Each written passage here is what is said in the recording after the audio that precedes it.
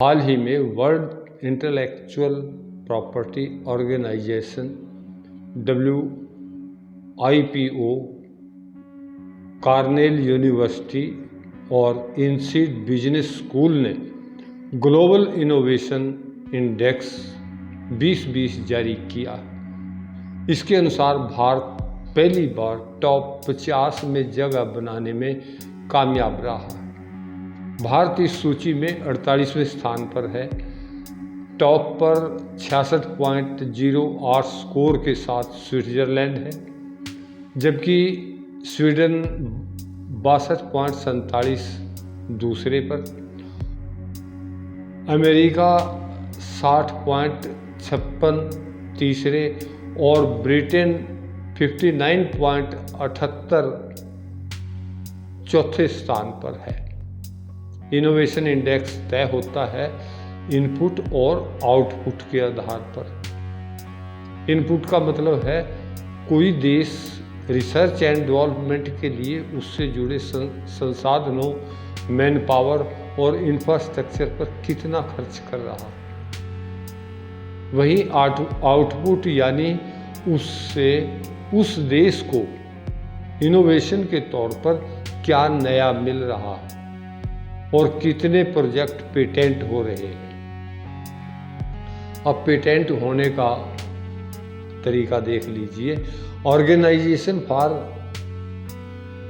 Economic cooperation और development के अनुसार भारत R&D यानी रिसर्च एंड डेवलपमेंट पर अपनी GDP का सिर्फ 0.7% खर्च करता है। दूसरी ओर जापान 3.2%, अमेरिका 2.8% और चीन 2.1% का शेयर खर्च करता है। तो साइंस और टेक्नोलॉजी डिपार्टमेंट के आंकड़ों के मुताबिक 2005 से 2018 के बीच भारत में 80% पेटेंट विदेशी कंपनियों या लोगों ने फाइल किए। देश में जितने पेटेंट फाइल हुए उसमें 45% हिस्सेदारी अमेरिका, जापान और जर्मनी के रिसर्चर्स की है।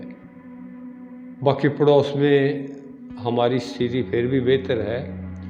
चीन को छोड़कर हम पड़ोसियों से बेहतर स्थिति में हैं।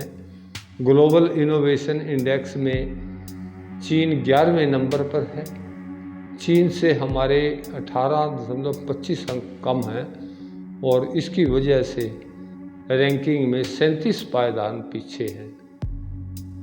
इस रैंकिंग में नेपाल 95वें पायदान पर है, पाकिस्तान 107वें नंबर पर है और बांग्लादेश 116वें नंबर पर है। टेक्नोलॉजी मार्केट के उसमें फिर भी हम कुछ अच्छे बेहतर रहे हैं।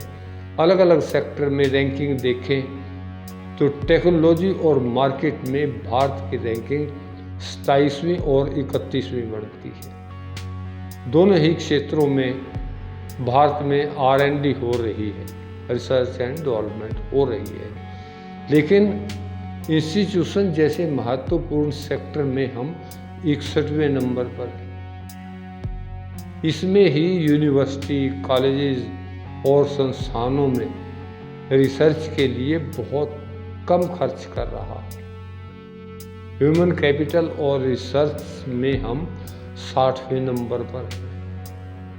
रिसर्च एंड डेवलपमेंट के क्षेत्र में आर्थिक रूप से सशक्त बनाने पर ध्यान कम दिया जा रहा है।